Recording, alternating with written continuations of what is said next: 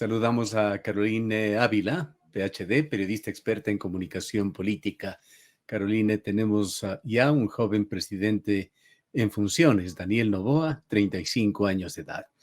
¿Cuáles han sido las primeras señales que se han recibido? Bueno, sigue rompiendo récords, querido Gustavo. Un saludo muy cordial para usted y, por supuesto, para la audiencia.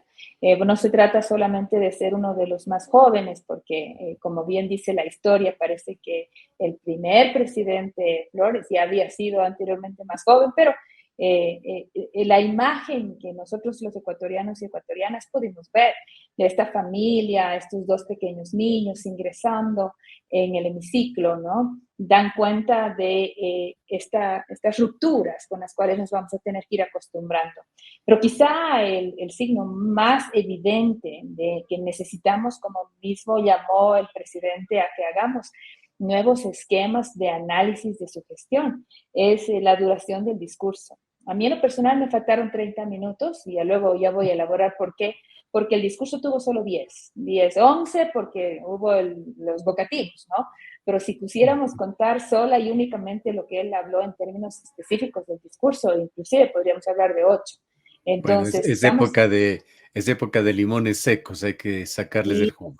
Y es época además de articular todo esto, integrarlo hacia lo digital y las redes sociales. A mí me parece que preparó un discurso que tranquilamente se podría ver por TikTok sin ningún inconveniente, sin ni siquiera hacer edición, ¿no?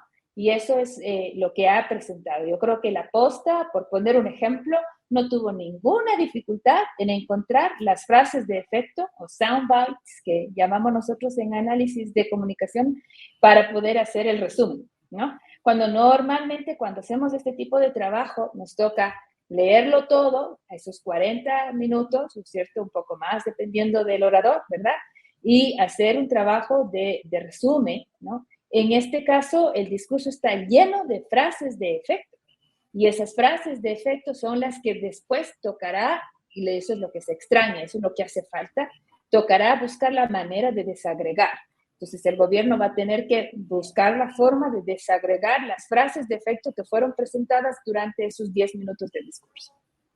Bueno, cuando uno piensa en un presidente de la república, de cualquier república, quizá no piensa justamente en la forma en la que Noboa se define como un hombre sobre todo joven, libre, pragmático. Y ese es justamente uno de los primeros llamados, ¿no? Nos toca buscar otro tipo de mediciones, otro tipo de reglas para poder evaluar. Y es bastante interesante la forma en la que abre en ese sentido. Dice, si ustedes me quieren evaluar bajo las formas antiguas de entender la práctica política, van a fracasar, porque yo no soy así. Entonces, de entrada a toda la clase de la élite mediática, le dijo ese guía, me están evaluando con una regla equivocada, porque para evaluarme a mí me van a necesitar buscar otro instrumento. Y con esa frase, si es que los medios de comunicación le aceptan esa premisa, si no le critican ahora en los espacios de opinión pública, en los debates públicos, pues simplemente van a terminar aceptando esa, hasta cierto punto, imposición que está dando el primer mandatario, que él, en el contexto de su juventud libre y pragmatismo, está exigiendo otra regla de medición, ¿no? Eso es lo que básicamente está diciendo. Y en este país tan complejo, en su criterio, ¿cuáles fueron los temas en los cuales hizo énfasis? De hecho, estuvo allí el tema de la seguridad, la violencia y la falta de empleo. Así es. Por ejemplo, para combatir la violencia, menciona él, hay que atacar la desocupación. Y en el contexto de atacar la desocupación, nosotros entenderíamos que va esta idea de su propuesta en la agenda legislativa. El desafío es que en esa misma línea no fue capaz de desagregar de qué va esa propuesta, porque quizás, por eso de nuevo, digo, me faltaron 30 minutos, porque la idea hubiese sido que nos diga cómo va a atacar la desocupación bajo el instrumento legal que se dice que va a proponer. Pero nos hace falta ese cómo va a atacar la desocupación, ¿no? Otra de las cosas que mencionó y mucho es quién es él, ¿no? Él menciona que es una persona joven que responde a este escenario nuevo que el Ecuador ha sabido escuchar, que exige cambios y que por esa razón ese resultado es su elección. Y con un guiño a la Asamblea dice, y esta es la elección también de ustedes, de estas dignidades que aquí están, ¿no? Que están respondiendo a ese cambio. Por eso menciona que se habla de acuerdos, se habla de diálogos, no de revanchismos, que ese es el viejo país, no de los techos, de los antis, porque lo anti tiene techo y que él es pro porque lo pro es infinito, que es una frase que lo ha utilizado mucho, ¿no? Otra forma de delinear quién es él y a su vez qué es lo nuevo, ¿no? Que habla de su gabinete, un gabinete diverso, con muchas mujeres y muy jóvenes, pero que esa rica mezcla, lo menciona, lo que hace es que representa a este Ecuador que incluye a todos, nuevamente, ¿no? Entonces, en esta triada de quién es él, de qué es su gobierno y qué es esta nueva forma de gobernar, que es lo que él está pidiendo, que sea como una nueva forma de medición, dice todo el tiempo, dejémonos los viejos esquemas políticos y concentrémonos en responder a los nuevos desafíos que tiene el país. Rompemos los rígidos esquemas y tenemos que adaptarnos y tenemos que progresar. Ese tipo de expresiones permanentemente fueron repetidas en el discurso, aunque no se haya profundizado en los códigos. Algo que pide también es que no se confunda juventud con ingenuidad. Así es. Por ejemplo, menciona que siendo un político exitoso, un empresario exitoso, una persona exitosa, él ya se define a sí mismo como tal. Él considera que a sus ministros les va a pedir que planifiquen, que tengan indicadores de medición para que puedan ser evaluados, es decir, establecen un lenguaje hasta cierto punto técnico, que tampoco es que sea muy complejo de entender, pero pone de alguna manera ciertas referencias sobre la manera en la que quiere gestionar este poco tiempo que tiene, ¿no? Porque él cierra diciendo, ¿no es cierto? Hay una tarea dura y hay pocos días, ¿no? Y hay que ponerse manos a la obra y hay que trabajar. Entonces, insiste en que va a tratar de ser lo más eficiente precisamente con este grupo joven que además, a su criterio, representa muy bien a los votantes que decidieron por el cambio, a quienes agradece, ¿no? Una de las primeras cosas que uno hace cuando analiza discursos es ¿a quién le está hablando el orador? A mí me parece que el orador en primera instancia lo que intenta hacer es hablar a aquel grupo político que le está denostando, a aquella élite mediática que le está increpando estas alianzas, estos juegos políticos estratégicos con los cuales no está muy de acuerdo, pero también le está hablando a ese votante joven que considera que es el que le favoreció, ¿no es cierto? Y también le está hablando a los asambleístas hasta cierto punto con guiños de gratitud. Recuerde usted, por ejemplo, que cuando él menciona los vocativos, normalmente, y la gente se sorprendió, porque normalmente cuando menciona el primero, la gente aplaude. Él no dio chance a los aplausos. Mencionó a Verónica Val, luego enseguida mencionó a los siguientes, en este caso, las autoridades invitadas. El único presidente que vino, recordemos, fue Gustavo Petro, y luego estaban dos vicepresidentes y luego representantes en general, y no paró hasta cuando llega a los asambleístas. Cuando saluda a los asambleístas, pausa. Y esas pausas son gestos, porque con ellos está agradecido. Y ahí espera que los asambleístas reciban los aplausos, lo cual es sumamente interesante, ¿no? Ahí uno se da cuenta cuáles son los gestos que el presidente y a quién les quiere hacer o dar o ofrecer. Claro, y justamente una de las grandes inquietudes más allá de Noboa es su entorno, esas grandes preocupaciones que han existido en términos de gobernanza y gobernabilidad. ¿Cómo se siente ese ambiente? Bueno, es evidente que él al menos expresa, como lo acabo de mencionar, esa comodidad que tiene con la alianza que ha hecho, ¿no? Y si es que unimos esta pieza, ¿no? Por ejemplo, con la vocería medio, de alguna manera, no sé si forzada, pero es sumamente extraño escucharle a Pierina Correa decir qué es lo que va a hacer el presidente, ¿no? Pero eso pasó ayer. Es que yo me imagino la sala de prensa en Diario Expreso, en Ecuavisa, escuchando ese tipo de asociaciones, ¿no? Pero eso pasó.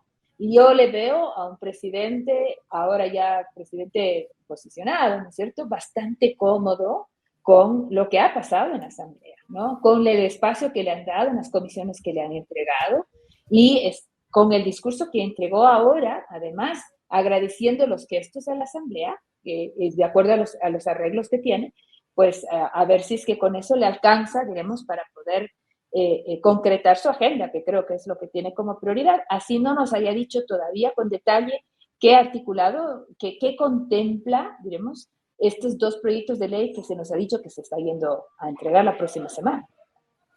Pero en todo caso, sigue completa la incógnita, no se despeja la niebla, no tenemos claves de su gobierno, no hay claridad en la propuesta. No. Lo único que, como decía mi amigo Jacobo García, es cambió la brocha, ¿no? Antes teníamos unas pinceladas de este nuevo Ecuador. Lo que hizo un poquito fue cambiar a un pincel un poquito más grueso, como para completar en algo ese paisaje, sobre todo diciendo quién soy en este contexto, cómo voy a gobernar, o con qué cualidades voy a gobernar. Y bajo ese contexto, como una consecuencia, este es el nuevo Ecuador que quiero, ¿ya? Pero todavía no nos dice cómo. Entonces le hace falta otras brochas más gruesas para poder decirnos cómo.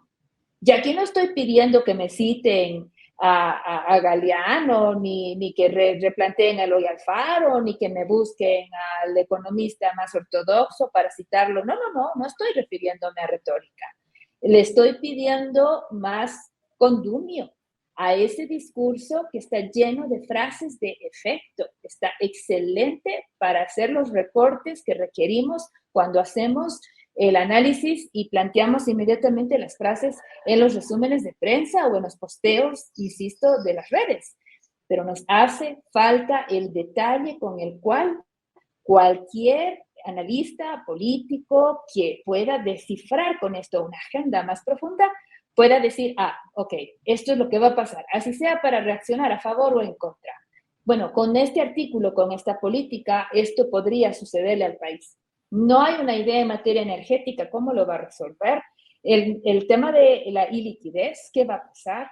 No tenemos una referencia, por ejemplo, sobre el tema del fenómeno del Niño. No tenemos una idea sobre lo que podría suceder, inclusive le falta completar ministerio. Entonces, sí me parece que hay como unas deudas pendientes y que en este discurso al menos no ha sido capaz de completar. ¿Y qué decir sobre la vicepresidenta de la República? Eso está buenísimo, ¿no? Es que hasta para capturar. Yo no recuerdo, y yo consumo este tipo de actos, que se haya establecido una parada para la prensa, con discurso a la prensa antes del saludo a la bandera. El protocolo normalmente no pide eso, ¿no? La gente ingresa de una y va directamente, saluda a la bandera, ingresa, ¿no? O sea, no hay como espacio, de hecho no hay micrófonos, no hay nada allí. Simplemente es un tema para fotos, nada más. No hace eso Verónica Abad. Recibe el saludo de la vicepresidenta de la Asamblea como corresponde en protocolo, una muy seria Viviana Vélez, muy seria, que por sus distancias ideológicas, pues es evidente, se nota, pero el momento en que Verónica Abad decide parar y saludar y expresar a la prensa su criterio sobre el acuerdo con el pueblo ecuatoriano. Pero luego ese detalle, mi acuerdo, mi compromiso, dice ella, con el pueblo ecuatoriano. Por si acaso luego dice, junto a Daniel Noboa, nuestro presidente, pero menciona un par de veces la expresión, mi acuerdo. Este tipo de frases, primero no tenía por qué pronunciarlas, porque no es el rol, no funciona, no es así. Y segundo, después de haberse quejado por los 9 puestos, que hay que decirlo, o sea, a un ministro le dan más puestos que a lo que le han dado a la vicepresidenta. O sea, hay que decirlo, o sea, es terrible, o sea, está mal, este es un desdén, está mal. O sea, eso hay que decir cómo son las cosas, ahí está una clara intención de causar afrenta, no sé si daño, pero ese es un insulto, o sea, no sé qué otra Claro. palabra más decir. Son Es un anuncios de una relación bastante tortuosa de que al futuro. Está absolutamente cortada. O sea, que se saluden porque son diplomáticos es una cuestión, pero allí me parece que doña Verónica va a tener en primer lugar un rol muy difícil que llevar a cabo, a no ser que se replantee de alguna otra forma. O sea, es evidente que es incómoda para los proyectos que tiene o para el gobierno, la postura que tiene Daniel Noboa, y van a tener que tomar una decisión conjunta, porque obviamente fueron binomios, fueron elegidos los dos, y yo no le veo salida, a no ser que sea una salida constitucional, es decir, haya argumentos por los cuales, vía aprobación de funciones que no fueron entregadas, se subentienda la famosa traición que fue planteada, que yo creo que probablemente ahí se le fue de las manos la expresión en ese entonces presidente electo, o se establezca alguna otra figura, la renuncia puede ser, qué sé yo, pero en algún minuto dado, yo creo que Verónica Abad va a tener que replantear su rol allí, porque es evidente el desprecio con el cual le están tratando. Bueno, hay otro cuencano que ha hecho noticia también el día de hoy, por lo menos en círculos económicos, pues ha existido una gran expectativa sobre quién va a tener esa durísima, compleja tarea de manejar la economía. Resulta ser un ejecutivo cuencano relativamente joven, 51 años, quizá un decano dentro de ese equipo de Eso iba a jóvenes decir. ministros, pero no deja de ser joven. Él es un ejecutivo, se lo conoce en Cuenca, ha estado dentro de una empresa de las más modernas, progresistas de esta urbe, tiene un interesante currículum, zamorano, con un par de maestrías en buenas universidades de Estados Unidos, y también fue vicepresidente de La Moderna, una importante empresa agrícola del país. A él le va a tocar esta dura tarea y entre los grandes economistas se preguntan quién es Juan Carlos Vega. Yo hubiese querido que sea un rol de primer nombre y no de segundo, ¿no? Uh-huh. Porque, a ver, entrar en segundo plato como que golpea sobre todo por el prestigio que tiene Juan Carlos, ¿no? Pero en principio, hombre, la idea es estar, ¿no? Y es porque hay una, como lo mencionó el mismo presidente, cuando retira el primer nombre que tenía, que era una mujer, ¿no es cierto? Le dice, le estamos redefiniendo su rol, le vamos a poner a ella en el espacio de planificación para poner a este otro nombre, diremos ahora, en economía. Es difícil aceptar ese reto. Yo creo que ahí tiene que habérsela pensado muy bien Juan Carlos, o sea, sinceramente, porque hasta donde se tiene entendido, solo en sueldos que se sabe que son como 800 mil millones, son 170 los que están en la caja, es una barbaridad. Claro, no O sea, tienen para cubrir diciembre, así es. no se llega ni a noviembre, Gustavo. O sea, no hablemos de diciembre. O sea, noviembre ya está en falta. En el caso, por ejemplo, de los compromisos que se tienen con los GATS, con las universidades, ha ido pagándose a cuentagotas, nuevamente está en deuda. Entonces, el desafío que tiene el nuevo ministro es enorme. ¿Qué tiene a su favor? Que todo el mundo sabe que este país no tiene plata.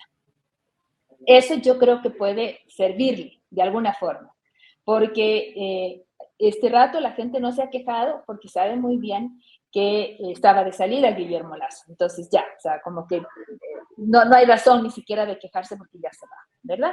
Ahora entra uno nuevo y entra con la ventaja hasta cierto punto de haberse articulado este marco, este frame, decimos nosotros, de el país está sin dinero. No es culpa de nuevo, es toda esta tragedia anterior, ¿no es cierto? Pero dado que está sin dinero, pues le toca trabajar ahora, recién. Claro. Entonces, claro. de alguna manera Y va a requerir una especie de milagro, unos 10,000 millones de dólares, dicen, para encender la batería.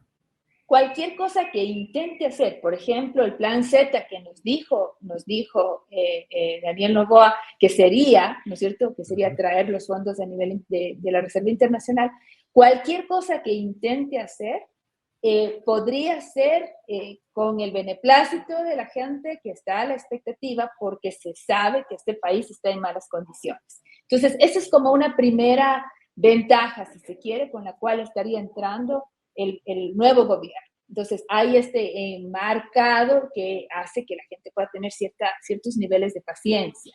Pero lo que siempre discutimos es hasta cuándo va a durar, porque inclusive también desde lo comunicacional, no ha hablado mucho, cuando habla, habla poco, y a veces nos falta ese condumio y tal, pero hasta cuándo va a durar. Por eso decía, el rol de este nuevo ministro, muy cuencano podrá ser, y muy, muy reconocido podrá ser, es un desafío enorme, porque este rato tiene una ventana, pero no tiene una puerta grande. Entonces necesita aprovechar esa ventana, pero tiene un tiempo muy perentorio por las urgencias con las cuales este país cuenta y sobre todo porque las alianzas que tiene este momento en términos políticos no son muy fuertes y no tiene alianzas mediáticas, que eso es otro desafío. No se puede pelear con la prensa así nomás si no tienes toda la base pública, masiva, y eso tampoco tiene. La aprobación pública llega al 60%, un poco más nomás, no es mucha el fervor con el cual este momento se le recibe a Daniel Noboa. Entonces, no es precisamente el mejor escenario, por lo tanto, la ventana que tienen es bastante pequeña, ¿no? Habrá que ver cómo lo resuelven y por eso digo, es un desafío enorme para el nuevo ministro. Bien, para concluir, Caroline, hay vídeos, hay un libro, hay cartas sobre el escritorio de Carondelet, como deja Guillermo Lasso. ¿Cuál es su epitafio? A ver, yo creo que él tiene todo su derecho de decir su parte de la historia, que es la verdad sin otros hitos del mismo espejo que están ahí recogidos y que a nosotros los periodistas nos toca tratar de sumar, ¿no? Tratar de armarlos. Pero por eso nos hacía falta también esa otra parte del relato. Y él tiene el derecho de contarla, sí.